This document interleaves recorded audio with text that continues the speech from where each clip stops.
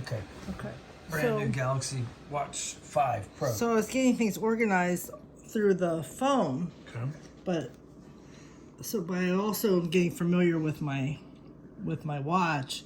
So I got my watch face on there. Your picture. There's a picture of me. With you holding a lightsaber and a toga. Yeah, Pretty like awesome. Toga Terra. Toga Terra. But then you can swipe up to get all your apps, and you can reorder them. Like there's all kinds of apps. Wow. Messages. Calculator. To use Samsung messages, you need to make it digital on your phone and watch. I don't know what that means. Wow. But we'll figure it out. But These are all the ones you have on there. You have your phone, recent apps, contacts, messages, Where Play did you Store. say messages? Oh, those messages, yeah. Find my phone. Like if it fell under the bed or something. Samsung Pay. Bixby.